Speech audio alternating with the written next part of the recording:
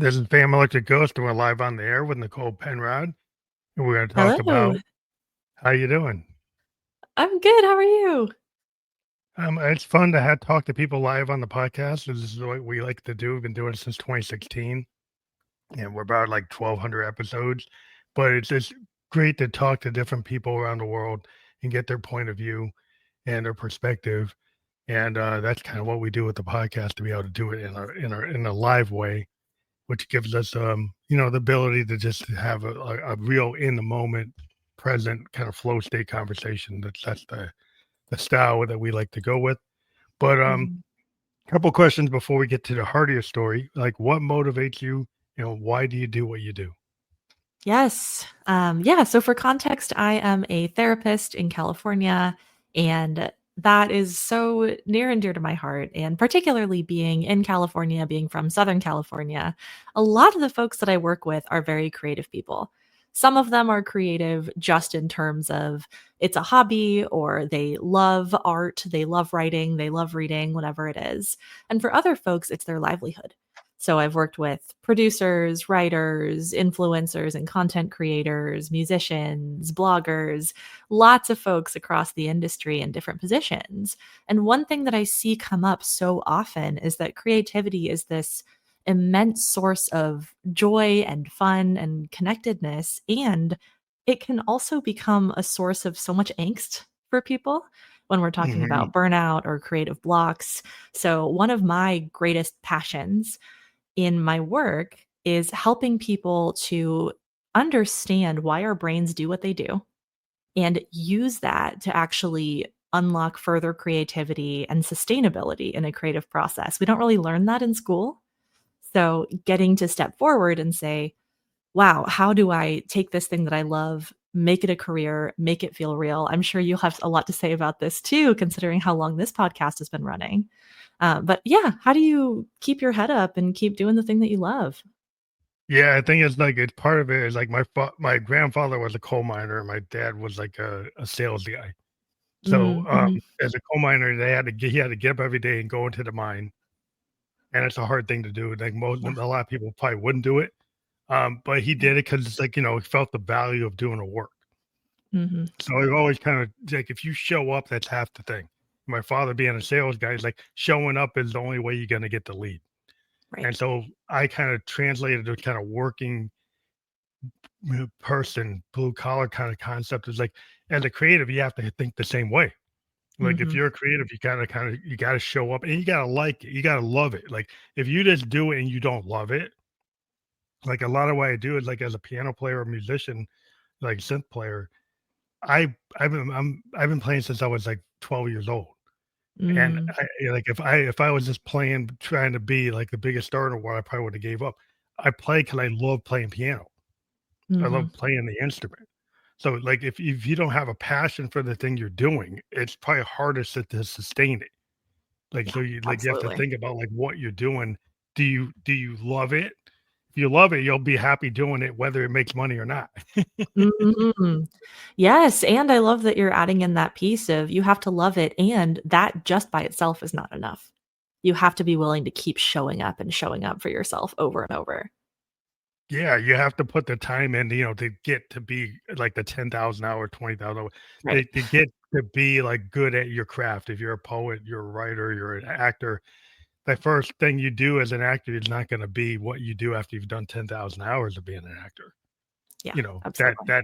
that's how you get to the craft. And people might think you can just quick, quick, just do a shortcut and just like, AI it to the the Mhm. people do today. Like I can just use a shortcut to get to it. Like, my daughter's a graphic artist and Ah, she was yeah. like, she's a, line artist. Does like a lot of like what you call sequential graphic art. And she was dealing with this like new like AI artist, this AI art person that's really not an artist, more of a technician.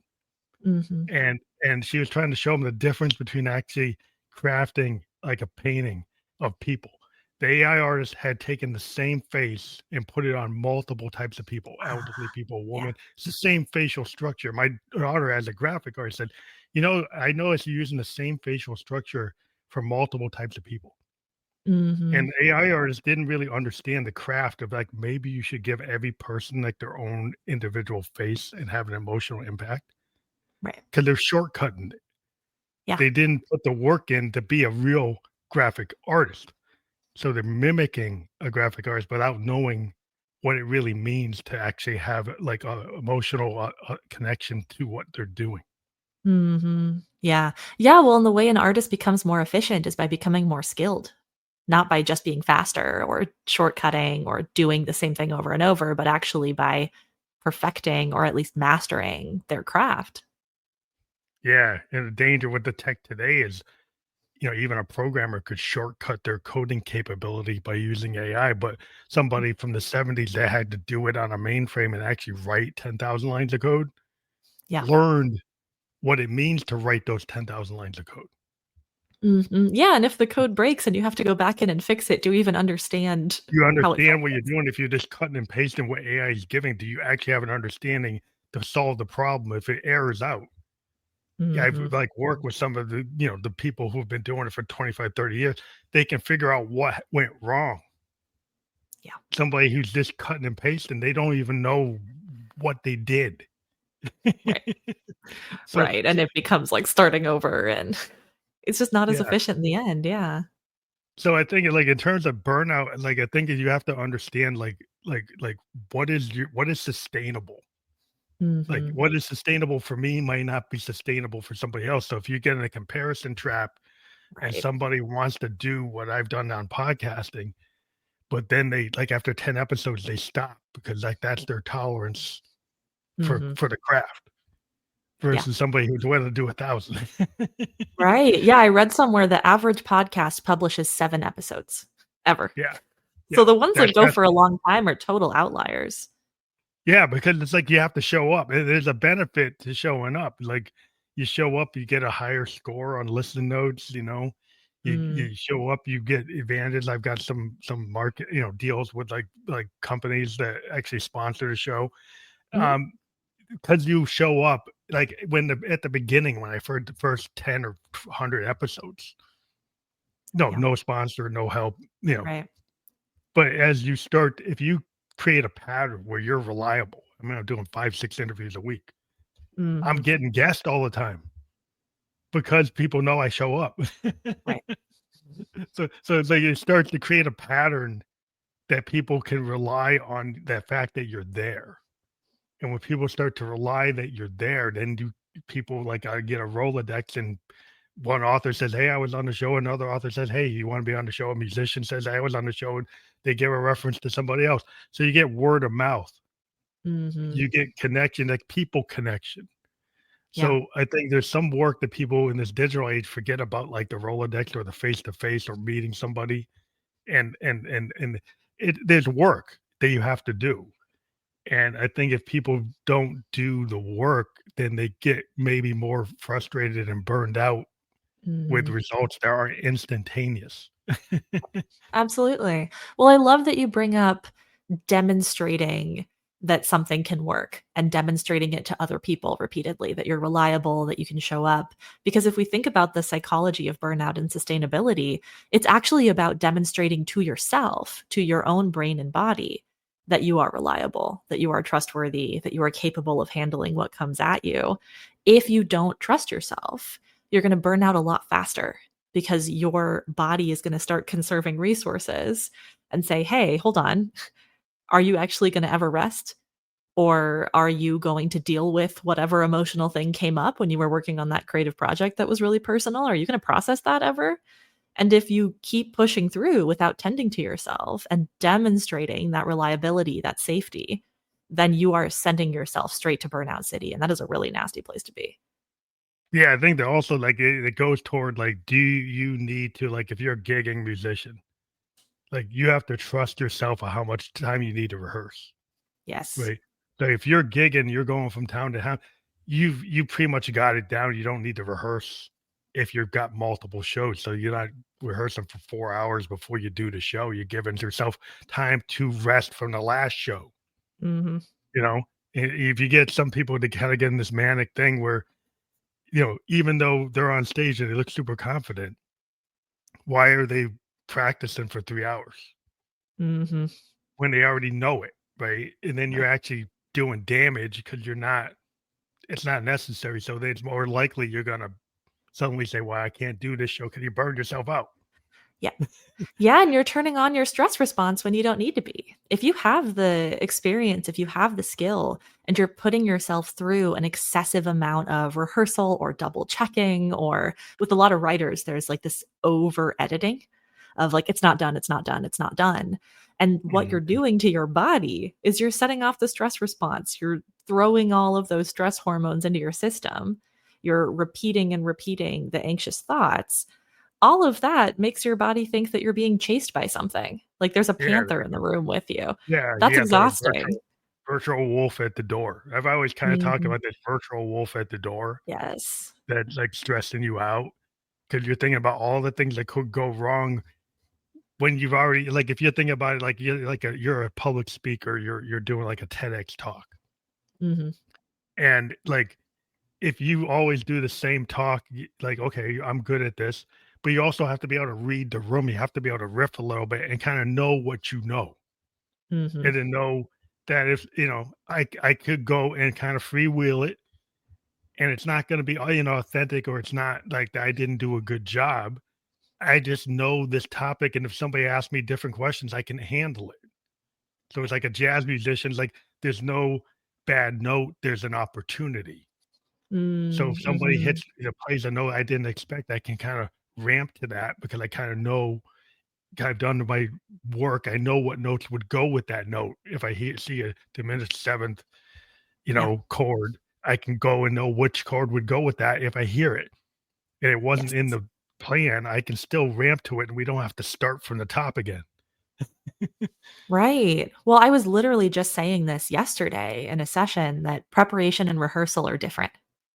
Preparation is the skill building, it's creating the talk in the first place, it's practicing whatever if you need to do some anxiety reduction or grounding before you get out there to get present, if you need to tap back into your sources of inspiration and feel really like, yes, I'm here, I'm in it, I feel the energy, that's preparation. Rehearsal is when we think we can imagine every single thing that could possibly go wrong. Yeah, In our mind at least, right? It's like scripting almost. Okay, if I yeah, just do this perfectly, and then we lose that ability to improvise. And of course, that's going to feel bad. And then instead of learning the lesson that we need to be present and relax, we actually get even more tense because it's like, oh yeah, no, now you something could go over wrong next rehearse time. again.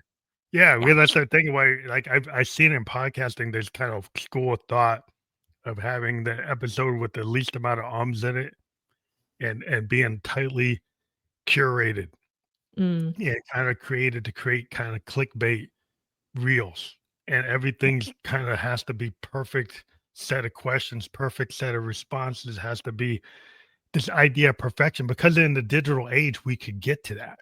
We could use Mhm. AI to do cuts, all these camera angle playing with tricks visually that might feel appealing, but is it actually what you want? Would you Mhm. rather have a heart to heart conversation with somebody that goes into some depths and somebody said a couple of times? Did you really need to go and edit those out? Yeah. Yeah, what are we optimizing for? I mean, for some people, the answer is just money, and that's fine. Or like social reach or whatever it is. But if you are trying to make a genuine connection with people and really trying to display something of your own truth and share it authentically, you can't optimize that. You can't practice it enough. You can't do the right amount of cuts or make it so clean. It has to just be human. Yeah, it's like this idea, like there's an infomercial, or there is like in the moment flow state conversation that has some vulnerability and some things that are like maybe you didn't expect. Hmm. And maybe, but that's good because the way we went into an area that somebody needed to hear that, and it wasn't in the plan, but it actually is gonna resonate with someone. Like, Hmm. so that's the case. It's like this because it didn't resonate with 1,000,000 people, maybe it resonated with the right person Yeah. that needed to hear that at that moment. Yeah. I mean, it reminds me so in therapy, we have treatment plans. I work with someone, oftentimes as a diagnosis, and we make a plan of, okay, here's how you're going to feel better. That's super useful. And some of the deepest and most valuable sessions that I've ever had with clients are the ones where they show up and they go, I don't really have anything to talk about today. And oh, I don't really want to do that thing that was on the treatment plan. I don't want to do this one strategy. Like, can we just talk about something else? And we explore. And that's when people get really real because Yeah. there's no agenda. Yeah, I think the idea is like some people, they hold back things if they think that they have to be perfect because Hmm. they're like scared to say anything because they don't know, well, that's not going to sound right, or that's going to shame me, or Yeah. I don't really want to be vulnerable. But if you can set somebody at ease so they're like talking to like their best friend, then Hmm. the guard's going to drop and you can actually get them to actually be real Right.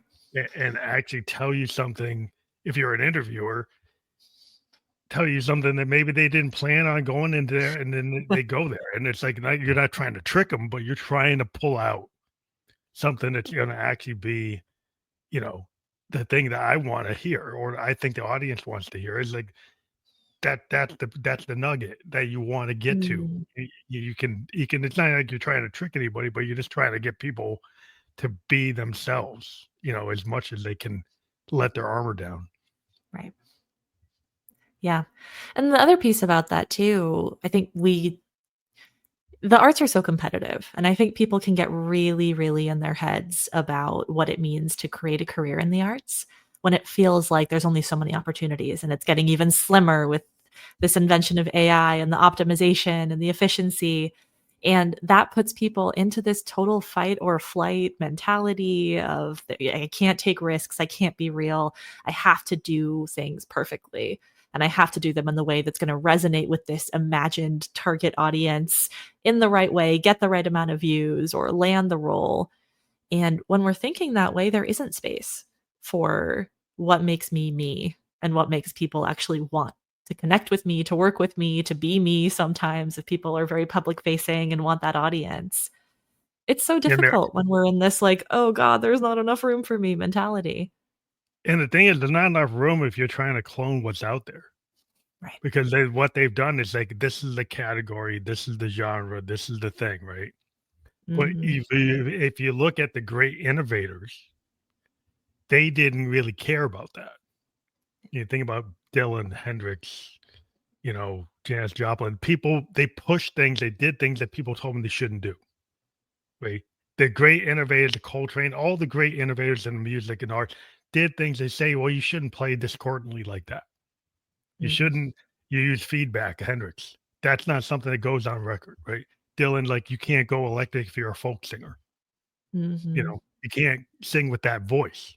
It's got to be more like a Sinatra or be Nat King Cole. How can you sing with that voice? Because you're a writer and you're telling stories, and it's a different type of frame. He kind of opened it up that you could have any kind of voice. You could actually be spoken word like a Lou Reed. That you opened it up Hmm. that you didn't have to have perfect pitch. So, so you open up to you have female songwriters like Carole King and, Karen Carpenter, people going into emotional singing, not perfect singing, but telling stories from emotional kind of vulnerabilities. And it opened it up like what you could do. And it didn't have to be the perfect thing that was in the 50s or the 40s of the perfect pitch singer that has certain octave range of voice. And that's the only person that can gatekeep through that, you know. I think people need to understand like the innovation is what is needed, and what's needed is not always what's out there right now. Yeah. Yeah, you have to create your own blueprint for what success actually looks like and what that means. If you try to do it somebody else's way, they're already there. Yeah, Are there's you gonna do already that better than them? Or are you gonna do somebody else's thing better than they do it? They made it up. yeah, there's already a Taylor Swift. There's already Right. a Beyonce. You could try to get in that market and be the same person, but wouldn't it be better to be like the new Taylor Swift with a new point of view, coming from Yeah. a different direction? Like you had the Beatles, you had the Monkees, right? The Monkees were kind Mhm. of a clone of the Beatles, like a cartoon clone of the Beatles. Mhm. Eventually, they became actually their own thing, and they actually wrote stuff that were actually really interesting. But Mhm. when they were initially, they were like a clone, and Yeah. so Like everybody wants to just clone things, and you see a million clones. Once something's like successful, you get like hundreds of clones. Yeah. And everybody tells you in the industry that that's what you should. Even with movies today, we see people just playing it safe and just like remake something that was done 10 Right. years ago. If remake something that was done 5 years ago. It's like, why did you need to make it? We've seen that 5 years ago. You're gonna make it again. It's like we already saw it. It's like, but you could because it's a sure thing. Really? People Yeah. get burned Right. out. Why It's are we not doing sure. this? Why is that the sure thing? Yeah, totally. Right. Well, and I think too, when we're thinking about what's sustainable, if you're not doing the thing that is truly you and that you actually want to be putting your time, energy, effort into, it's not easy to be a creative full time. So if you're going to put that much energy into something, you have to love it and it also has to be real. It Yeah. can't be for somebody else's bottom line where you're like losing your own voice. Again, that's how you burn out and you lose yourself. Yeah. 'Cause I think a lot of people are looking to just be in this market niche, and they want to be the widget of the week. Yeah. And it's like, well, you could be the widget of the week, but you're probably gonna be a one-hit wonder, right? And then that's not sustainable. You're gonna be a one-hit wonder. And like if you want to play that song the rest of your life, and that's the only song anybody ever hears you sing, is that really what you wanted to do? Yeah. Or you're like a lot of independent musicians today aren't shooting to be in the top 10. They're just Mhm. shooting to maybe, you know, be in a niche and maybe sell 50 to 100,000 records, but they own their master. They own their Mm. work. They can tour, and they can tour at such a low level of listening that in streaming they can't make money. Yeah. But if they actually sold 10,000 vinyls and they own that record, they can make, $10 off the $30 charge. They actually Mm. make more money than they do streaming. And Yeah. there are artists that live on this kind of micro level because they didn't try to oversell, and they're not Mhm. over living. They're not trying to have a limousine. They're not trying to have the mansion. They just love doing the work they're doing, and they can live in an indie scene that doesn't have to have millions of listens to actually be in the game. It's a Mhm. different expectation. It's like, what were you chasing? Are you chasing to be in Rolling Stone? Or are you chasing to actually be able to keep on playing and writing for the Yeah. next 10 years? Right. Right, and that's the comparison piece too. It's not just looking at somebody else's art, it's also looking at somebody else's success and thinking you have to want the same thing and you have to carve the same path and then you'll know that you made it. What do you actually want? What do you actually need? These are huge questions that come up in therapy, certainly. And all of us, I think, could do well to reflect on that a little more often. What would it mean if I got what I wanted? Where would I actually Yeah, be? How would that feel? yeah, because if you were the person that sold the million, Mhm. is it gonna make you feel, like, totally, like, unhappy? Mhm. There's many stories of, like, people who made it and then were severely unhappy, Yeah. and so, like, it's like to the wider world, you might have thought they made it, but they hated it. They didn't actually love what they actually got to a point where they hated what they were doing. It was kinda just it was actually giving a job to the roadies. The record company wanted them to do it. Other people wanted to do it, like, the business wanted them to do it, but they didn't wanna do it. Like, Mm. do you really wanna Yeah. be in a place where, like, you're just feeding the machine, but you're not feeding you, you don't really aren't even interested in it anymore? Right. Right, and also does the goalpost move?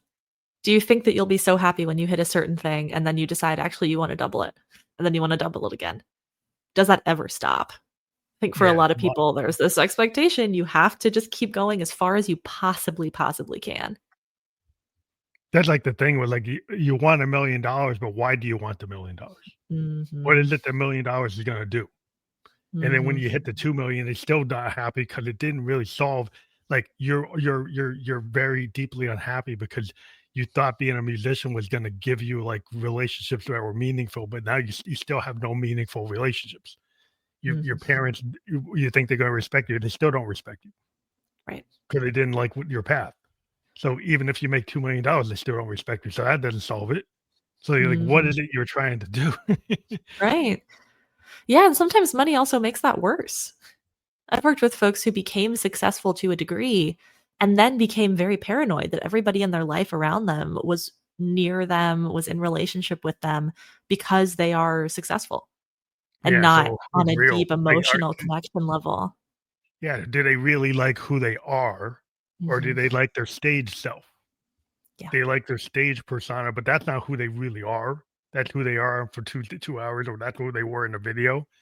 And people sometimes don't understand. Like when you see Mick Jagger doing the Mm, strut, and mhm, then there's Mick Jagger, the English businessman, who could talk to you about like you would sit him in the House of Lords or something. It's like, oh, I didn't know he was a. He doesn't seem like a rock and roller there. mhm. But it's like when he's on stage, that's who he is. But Yeah. he's his business self. He's pretty shrewd. He's kind of together. He kind of knows what he's doing. Mm, He's not who you yeah. think he is. He's not like this out. This I'm just having a party. Like no, he's not all about the party. He's kind of about the money. Right. Yeah, what version of me am I selling? And then what am I doing about the perception that people then have?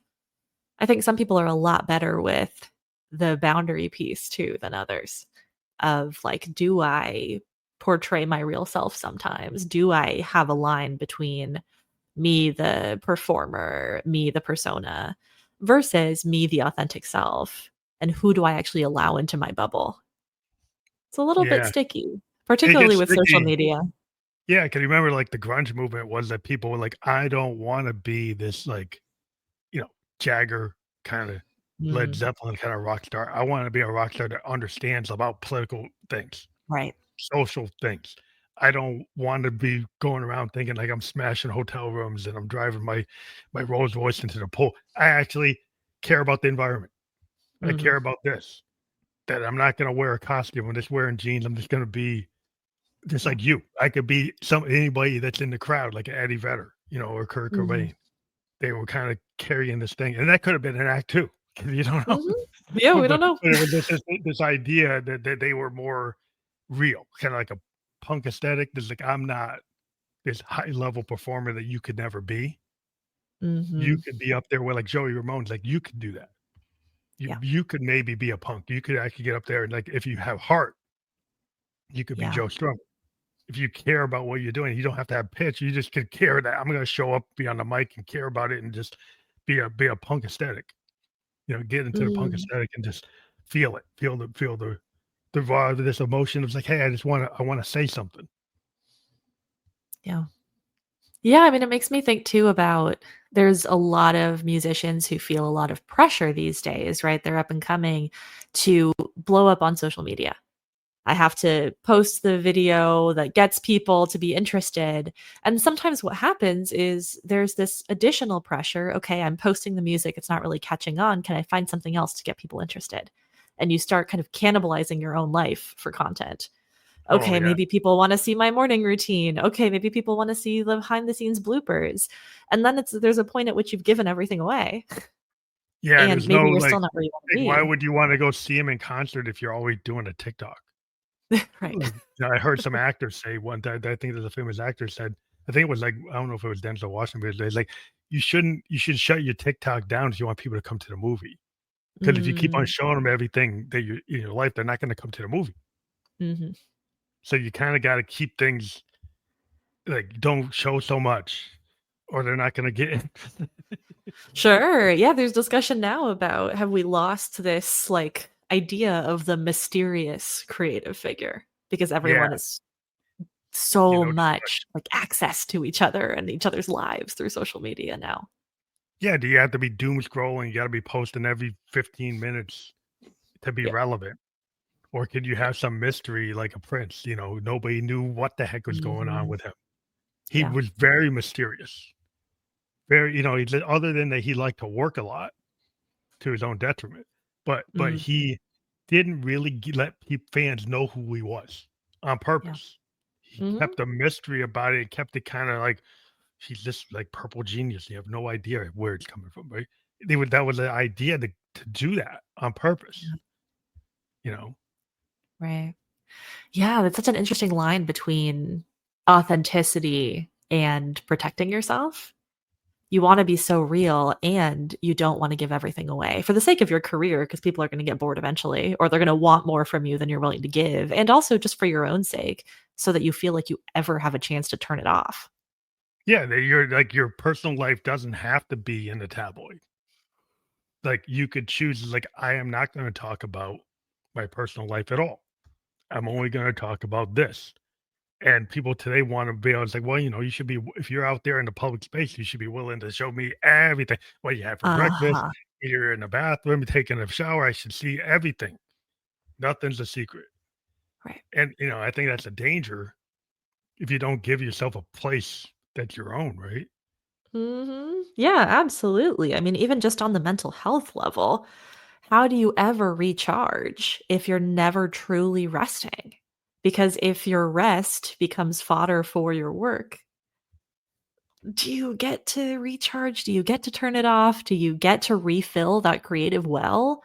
I mean, as creatives, we also have to engage with art that's not ours so that you can take stuff in, have inspiration, find new ways that things are going to interact with each other. You can't just go, go, go, go, go, go, go, go, go, and never Yeah. stop.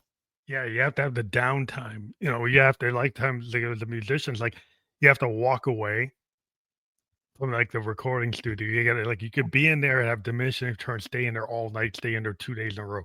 Or you could walk away and take a break. Sometimes you could like take a break and I'm not gonna do anything. I'm just gonna have like not touch my instrument for 6 months. Mhm. And that's the kind of like the old school 1970s musicians, they would go and walk away from it and decompress and Mm, detox, yeah. get out of it. Now we got people say, well, I gotta produce something every week. Yeah. I actually gotta be putting out a single like every month. So they're not giving themselves that time to decompress. The rock star would like just disappear for 2 years and then show up 2 years. Led Zeppelin was like 2 years later come out. You know, Yeah. like well, like you kind of there's some stars that do like Sade is famous for saying like she just walked away Mhm. for like 7 years and lives her life Mhm. and then nobody knows what the heck's going on. She's Right. very private. You have no idea. And then when she wants to come out, she comes out and there'll be a big blast of media. She'll do interviews, she'll do tours, and then when she's done, boom, she's back to her own world, and she doesn't want to tell anybody what she's doing. Yeah. Yeah, it reminds me of in the publishing world, Donna Tartt, who writes a massive bestseller, slam dunk, complex literary book every 10 years and then just kind of disappears again. It's her process and it's really really different from what we see in for example like self-publishing with the romance industry, which is you have to publish like multiple books a year to stay relevant in the algorithm when people are just like scrolling and searching for their next read. Yeah, because a lot of people are so scared if I disappear, then I'm not going to be able to come back. Yeah. Like Sade has shown that she can come back whenever she wants, but other people might not have the confidence level that they could. Mhm. Because she has her brand identity, everybody knows from the '80s who she is. That she has that kind of, she lived in a world where she got to be like an icon. She's like one of these one name people. Like the Mhm. Sade different. So she got into that zone, so she has a benefit, but other people in this modern world, like, well, I don't have that. I don't have Mhm. that kind of iconic status like the Madonna, the Prince, Right. the Sade. Like they don't have that icon. Like no, if they show up again, everybody's gonna pay attention. Yeah. Yeah, well there's something there too to we're talking about the way that we kind of like see on social media people almost overexposing themselves. That also means that people are showing up on the scene often earlier in their career and at a lower level of skill than a lot of the people that they're in competition with or trying to break in next to. So I think we do see that sometimes in publishing too, right? I was 19 when I published my first book, you'll see on like a blog post or something. And then they go on to write 8 more books, but none of them are going to be the smash hit or award-winning books that you might see from an author who at age 35 published their debut novel they've been working on for 10 years. It's going to just Yeah. look and feel different. Yeah, it's kind of like you got to put the 10,000 out. I mean, you got to build the craft, Right. and whether or not today, like there are people like I don't want to be super critical, but there's people who are producers and Mhm. DJs, and there are people who are actual musicians and play an instrument. Mm-hmm. And so we have a world of a lot of like stars that don't have the technical capability of like a Stevie Wonder or a Mm-hmm. Curtis Mayfield or a Sly Stone. They Yeah. just don't have it. They have a lot of people helping them. They have producers, they have multiple producers, but they're not at the proficiency level on their instrument that was in the past. And people have Mm, accepted it that that person, whether more of a star yeah. or of a influencer type of star or just a media kind of notion, than actually being like competent or expertise like a Jimmy Page or Pete Townsend. Mm, Like they were kind of known, like well, these guys are like, like the Beatles. right. Lennon and McCartney, like the epitome of like the pop rock star writers. They're writers and they can Yeah. play instruments. So they can craft true singer-songwriter stories. We see a Yeah. lot of people today, it's like, well, did they really write that? Right. Did they actually play that? Hmm. Doesn't look like they're playing anything. Right. Right. Do they have the sheet music for this that they Yeah, can actually use? yeah, Or is it somebody else's story that their face is attached to? Charisma can take you a really long way. That's also its own kind of skill to some degree to be able to show up with that star quality. And people develop that skill too. But I think you're right that there's a difference in terms of what is on a mass scale valued, which is not to say anything about, I think, smaller communities where there is a lot of value put into what is the skill, what is the expertise. I want to see someone who is really a master in their craft. And like that is the priority. yeah, like a beat poet, like you show up in a coffee house and they're actually like doing like really Yeah. amazing poetry. And then you could have somebody that's actually, somebody that's like they're good, they're an actor, and Yeah. they could read that poetry better than the writer. Yeah. And so today's world is like I would rather they kind of will put the actor there that can convey it better and get more people to buy it than actual maybe having Mhm. the actual writer do it. Where Yeah. we like in the I was a child of the 70s, the age of the singer-songwriter is like, yeah, the person who wrote the song is the guy playing the song. That doesn't Mm. seem Yeah. to count as much anymore. Yeah. Yeah. Well, it's interesting what you said about poetry too. So many years ago now, when I was a student at UCLA, I would attend poetry slams, which was amazing. So much fun, energy. Those slams were the called the Word on Wednesday. I don't know if they're still happening. I hope they are. And it was really amazing to get to see a setting where all of these students, undergrads, graduate students, sometimes faculty and staff members would come to these as well. People from really different walks of life. Some of them were like 18, and some of them Mhm. were like in their 40s, 50s on. And people would show up with these really raw pieces, and many of us didn't know each other. It was a pretty new crowd almost every week. There was a core group, and then people would filter in and out. So sometimes you're just showing up, you don't know, you're just, listening, gonna check Yeah, out some yeah. poetry, it'll be fun. And some random person shows up and reads the most like touching, gut-wrenching thing you've ever heard in your life. And it's like, who are you?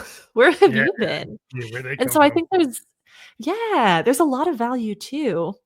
And this I think is undervalued in the modern world of putting yourself in the way of potential new good art outside of social media, just in the real world. Where is it Yeah, showing happening? up at You the put coffee. yourself Yeah, there. this old idea of, like, having a CBGBs, having a Mm, coffee shop.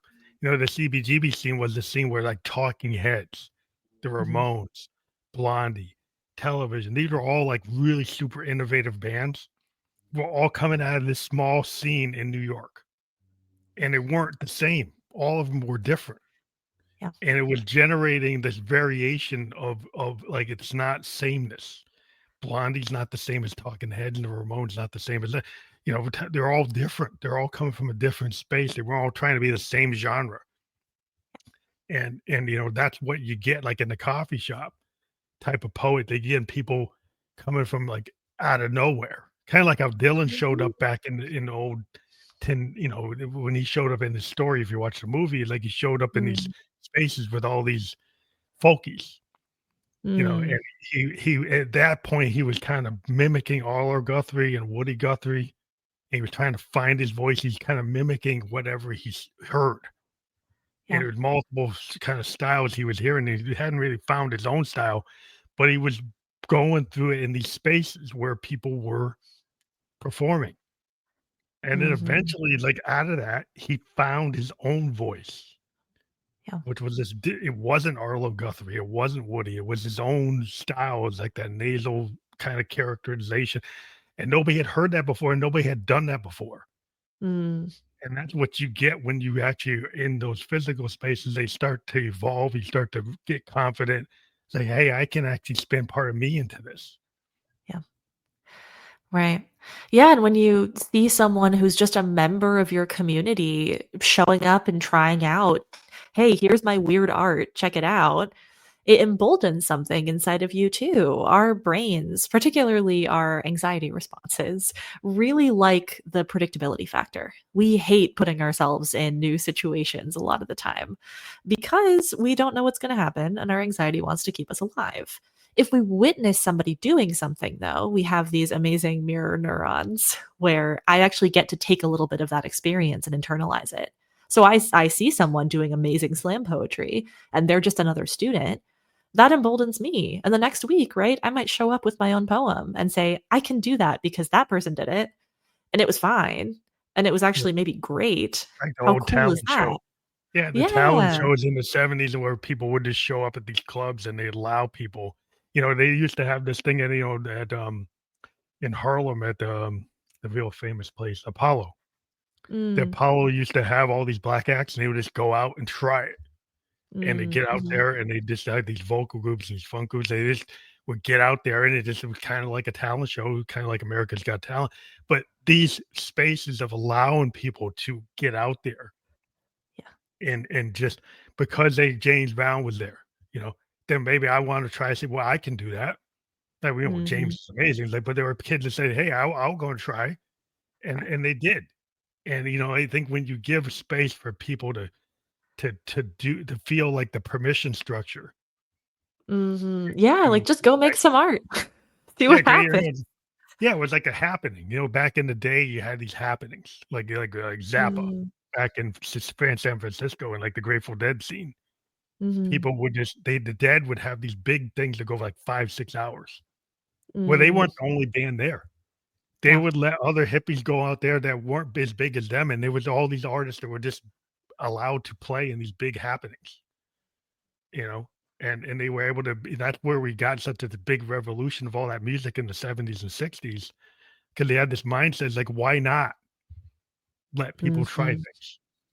Like, Yeah. you know Oh, and how much more life affirming and creativity affirming it is to be able to make art in the presence of other people who are also doing it. I think that's another reason social media is so double edged, right? Because we're now seeing all these people who might not even have known where the stage was before, who can make their own little video and say, here's my song on guitar. What do you think? And they are just getting up and making art. And they're still alone in their bedroom. And they might be getting comments and likes and stuff like that, but there's such a different energy when you put yourself in that space and you get to meet other people who care about the things that Yeah. you care about. It's the collaboration that's missing on the net until Yeah, the net becomes a place where, like, if I see that guy doing it, like, "Hey, I'd like to play bass with you." right. Where in the club, like, you could have 2 groups get together and say, "Hey," and this is what used to happen is, like, some guys say, "Hey, no, that drummer's better than our drummer," or "That bass Mm, player, let's go have him come sit with us." And then yeah. people would make personnel changes because they would see, and then it was big there's a big story with, like, the Beatles and The Who all had these Mm, personnel changes, Led Zepp because they were playing on these stages and different people would say, "No, that guy, this guy actually fits better." mhm. So they would make these choices because they're in these spaces and people could hear it and see and say, "Hey, no, this works better." You can't do that in your bedroom. Right. Yeah. Yeah, we can't I mean, I think people sometimes assume that art is this incredibly solo endeavor. Again, I come from the world of writing a lot more. And so oftentimes, sure, you are in your room writing your story by yourself. But also, if you don't have people around you that are also creating, that are able to read what you're doing or that you can talk to, it just isn't the same. Yeah, it's that scene, like, if you're a writer, you absorb the scene around you. Yeah. If you go back, the famous writers that were kind of traveling, like the Jack Kerouac, the fact that Mhm. they traveled, the fact that they went to these scenes, they would kind of beatnik scene, or going to the little jazz club scene, or the Right. coffee, or this little, flower scene. You be in the scene with the like-minded poet, with the poets. There could be actors there. There could be painters there. So your influence, like you think about like Andy Warhol hanging Mm. out with Lou Reed in the Velvet Yeah. Underground. They used to have these things called happenings. Like, and they had this thing Mhm. where Andy had actors, painters. Lou Reed had his band, the Velvet Underground. They were models, and they were all in the same space to kind of vibe, and they were influencing each other. Lou Reed was getting Yeah. stories from the paintings, from the actors, from the people in the room, and Warhol was picking up vibes from Lou and the Yeah. other. So they're all kind of cross pollinating, and they're all kind of intertwining different genre, different types of disciplines, all affecting each other. Yeah. Yeah, it's beautiful, and it's the one thing that I wish if I could, like, beam this out at people. It really is, like, finding your creative community is so, so essential, not only on, like, a it makes it more fun level, but on a how does this feel sustainable level. Like, Yeah, the all of the research tells us that the more we play, and especially the more we play with other people, the more we get out of every single creative endeavor and the easier it is to keep going. you're more likely not to burn out if you get into a scene. If you like, I've seen Right. like I'm an electronic musician, and I've gotten into these collectives, Mm, and it was mhm. basically like multiple bands, and we'd all hit the same club in New York. Yeah. And then we'd be watching each other and say, "Hey, I wanna collaborate with you. I wanna go work." So we would create additional projects and create different opportunities. And instead of all going to the club individually, we'd be able to take over a club for a couple of days and be able to have a collective that would Mm, come and be in that club. And then from there, there were people who were artists and say, "Hey, I can pitch an album cover, or I can pitch a yeah, design for a T-shirt." So then you're talking to artists. And then there could be guys there that are doing film students. It's like, "I can help you with a video." right, So it's just right, that being in that scene is just a cross pollination, and there could be a writer in there. It's getting ideas for their book by being yes, in the scene. yes, absolutely. Yeah, you don't have to find a niche that sells well and stick to it and never talk to anybody else ever again. I think so much of the advice about turning your creative work into a business really misses the human element of why we do it in the first place. Yeah, a lot of it is a musician. I mean, how many times we will go and play and not get paid Yeah. just to be able to be in that have that experience of playing with somebody, and maybe we get paid later, but we don't care. It's like if I get an opportunity to play with this guy or play with that guy, work it out. It's the idea of actually being able to interact with that person Mm, is mhm. more important than the actual financials. Like with today, which becomes so financials, like it's more important to know Yeah. what the contract is instead of knowing that I actually get an opportunity to be with this person, kind of vibe off of them, Mm, where vibe was more important in the past. And it's yeah, now it's kind of like you don't want to get ripped off, and I understand the business aspect, sure. but the vibe aspect is super important to the actual creation process. Yeah. Yeah, it's how you refill your cup. If you're only ever a business person, where are you getting the chance to stretch your boundaries on a creative level? It's a big And we have question. to you have to balance it. Like, you don't wanna get ripped by, like, a management company that has you, like, No. vibing and create all this content, and then you never get paid. And that's Yeah, kinda you like gotta make a living. it's like the lessons from the past is like Hendrix used to sign any contract that was in front of him, Mm, and mhm. it kinda screwed up his money. But, Yeah, he's Hendrix, he did what he wanted. But, sure. you sometimes it's like in the arts, it's always that thing where there are people who will take advantage of an artist because the artist doesn't really care about business. They Mhm. care about art. And Yeah. so there are people around them that have to kind of protect them, Yeah. like the Beatles and the Stones, they started to get management that would actually, protect them or protect their interest.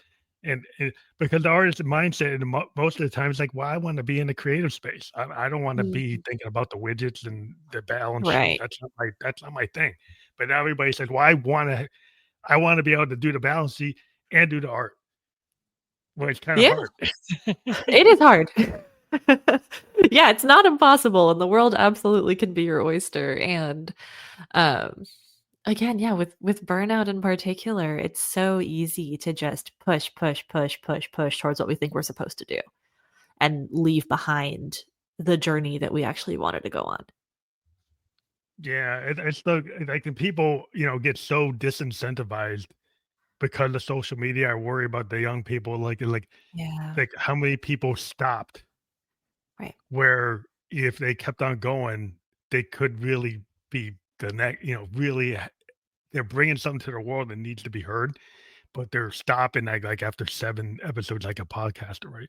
If you're Yeah. musicians, like, they could be super brilliant and really putting something that needs to be heard, but because they can't get through the mechanism, they can't get through the Mm, bureaucracy, it's getting left behind, and so that we're not seeing as much innovation as I would dare say, like, in the '60s and '70s, you saw mm, massive innovation mhm. in terms of sound and structure. I mean, just look at the work. Yeah. It's like there's a fusion of multiple genres. It's very inventive, very, long lasting. And maybe I'm nostalgic, but if you actually check it, check a top 20 list from 1974, Mm, 1969, or 68, and then check our list today. How right. much of the stuff today is actually going to stand up to what that stuff is? Right. Yeah, and I think the idea of that discouragement is also so real because there absolutely are people who are creating things that we haven't seen before, but are they getting heard? Are they Yeah. making it through all of the different cogs that they have to wiggle through to get up to the top? It's so hard. Yeah, the cogs used to be Frank Zappa used to say this, like, he said, back in the day, that the business guys in music would say, "Well, I don't understand it, but maybe that would work." He Mm, said Zappa went and said something like what to the effect of, "The people they today that think they're so smart that they're just gatekeeping everything and not having that point of view, not yeah. allowing the stuff to go through because they think they know." Mhm. Where so they're being very limiting. Though there is an underground where this stuff exists, but it's not Right. being allowed to propagate. Like, you're not getting a band like the Mothers of Invention Mm, being allowed to be on radio, on record for like 5, 6 years right. on a Right, big because 'cause they're label. not. Like, It's true. you're getting bands that could be on small labels, but they're not cutting through. They're not going on MTV. They're not getting in rotation. They're not getting pushed. And so, like, the same thing with like how many people are putting their book on Amazon. Mhm. And how many are getting through to a big publisher and actually getting to be a household name like a Stephen King? Right. Yeah, it's a huge difference. Yeah, and I think too, there's a lot to be kind of said in there about the idea that when you get to the top, your job no longer is just the thing that you wanted to do. But so many right top musicians nowadays are musicians and like brand ambassadors, Oh, yeah, musicians and actors, musicians and influencers. There's this expectation that they're using something that's might maybe not even their music, but their personality or their their face to personality is sell the thing. product. Yeah, yeah, but their personality is the thing. Yeah. Like they're selling what I would call their stage self. Mhm. It's like their stage self is the iconic thing. Like they could be in movies, they can be in video games, they could be there. They're all over the place. But it's like, are they actually as impactful as like a Dylan or a Springsteen, Mhm. writing Mhm. like Born to Run, or writing like, like the things that Dylan did with like a Rolling Stone. Are they actually writing something that's like historically important, or are they writing jingles that Yeah. can be used by a pharmaceutical company to sell a drug? Yeah. It's like, are they actually writing something that actually tells you a story, or is it Mm, just going to be used for top line, like in right. somebody's ad on Madison Avenue? Yeah. Oh gosh, yeah. It's tough, and I think it can be discouraging when you think about, okay, what is my trajectory as a creative? Do I even want to be a superstar? Is that even a position that exists now in the way that it used to, where your art takes you to the top? I don't know. I And think I think what's you have coming next? This bubble's but gonna I think burst at some point. Well, I think what's gonna happen is people are gonna want vulnerability and Yeah. authenticity, and then after they see enough, um, AI created pop stars, Yeah. like, we're gonna deal with it, like, what's gonna come in the next 5 years are these AI generated kind of Totally. not real pop stars, like, they're just, like, created from machines. Yeah. They're gonna get big, Mhm. it's gonna be a thing, but I think there's gonna be a kind of a rebellion against it, and it's gonna go back to, like, singer-songwriters and Mm. people. So there usually is this wave, and, Yeah. the evidence is kinda like with Kurt Cobain, Mm. because you had this, like, the grunge movement was a response to, like, the hair band kinda Right. overproduced corporate bands of, like, the MTV age, that they wanted something that was more authentic, more real, and so you had Mm. these, like, grunge bands, like Nirvana and Pearl Jam, Stone Temple Pilots, and, Smashing Pumpkins. They started to say, "Hey, the song means something. The words mean something. The image of my hair, my lipstick, and my MTV Yeah. video doesn't mean as much as what I actually say in the song." And I Right. think this comes in waves, and I think there's gonna be a wave coming after the AI star wave. I think you're right. Yeah, and I love that framing that somebody out there who's trying to be vulnerable, who's trying to make beautiful art and be authentic with it and push back against inauthenticity might, rather than just not being able to get any traction, they might just be at the forefront of a movement that's still trying to take off. Yeah, I think that eventually my daughter's a 25 something, and she's always showing me all these artists that are still, like, singer-songwriters that are kinda in the Mm, underground, and yeah, I get very inspired, like, that she finds them, yeah, and a lot of her friends find them. It's yeah, just like the corporate world isn't finding them, but the people are finding themselves. right. So I see these young groups, and the groups, like, women that she's with, they're finding all these artists, and I'm like, Yes. "Wow, they're finding, so they exist. They're just not breaking through." So I just feel that's the weight of that is gonna keep on kind of building, and I think we're gonna Yeah, get a breakthrough person to come from the underground. It's gonna blow up. yeah, yeah, I look forward to it. Well, I think that's why I love, like, art, because I'm always looking for, like, the independent film, the Yes. independent book, like, the thing that's not in the top 10, top 20. I'm Yeah. always looking at the bottom 500. Yeah, right, I always wanna be shown something I haven't seen before, which is Yeah, so 'cause that's difficult, but once you everybody find it, just it's wants the to. most Yeah, they amazing just thing. want yeah, the next Star Wars is like, okay, what how many times I'm a kid, I like science fiction, and, like, I don't need to see another, like, I how many times have I seen that? It's like, Yeah. you can blow up the Death Star again in a different way. Mhm. Yep. It's like, can't we come up with something new? Like Right. like can't we have a new idea, like a 2001, like a Stanley Kubrick, like, space movie that's, Yeah. like, not about this, but about, like, artificial intelligence? Uh-huh. Yeah, it's kinda like a HAL 9000 with, like, a prelude. Like like you can actually say things in science fiction. Yeah. And there are science fiction authors, like, like the Time Quartet, Mm. there's cool stuff you can get into in science fiction. It doesn't have to always be the king author thing done over and over and over again, or Right. Yeah, the science fiction fantasy Kurosawa space. done over and over again. Yeah, it's kind of amazing. I mean, I've definitely loved a lot of works recently that really grapple with colonialism, but in space or in a fantasy world or in a historical fantasy where you can say something new about an old story that humans keep telling over and over again, but you're able to do so outside of that same hyper traditional format. The Spirit Cuts Through Water by Simon Jimenez is one that comes to mind. That's so weird and odd and strange and They should make a beautiful. movie of that. That's the kind of They things I'm should. watching. Like, with the Yeah, that'd be dudes incredible. these things out of, like Gene Roddenberry, and Rod Serling. They Mm, used to use science fiction to make political statements within the science fiction, exactly. and science fiction has always done that. You've always seen it, Harlan Ellison, Ben Bovin, like, all these great, Isaac Mm, Asimov, they always had these, like, statements. yeah, They could live in these science fiction books yep. because they weren't directly, getting to it, but that area in fantasy and science fiction can always do that, and if people would kinda look at these ideas and say, "Hey, we could bring this instead of bringing the same story over and over." Right. Do we need like Cinderella the fifth time? Yeah, I yeah, don't we know. I think always maybe I've see seen something. it. Yeah, I like the old, line animation, not the CGI. Right. There's something about, like my daughter's an artist, like, I like looking at actual human l animation because there's Mm-hmm. something about, like, Fantasia or Yeah. looking at, like, the old, Popeye cartoons or Felix the It's Cat so cartoons or Warner expressive. Bros. So expressive, so much work done to give Yes. up, and there's nothing like, really great, got Japanese automation where, you see the stuff coming from Japan in terms of, like, what you can do, like, Spirited Away.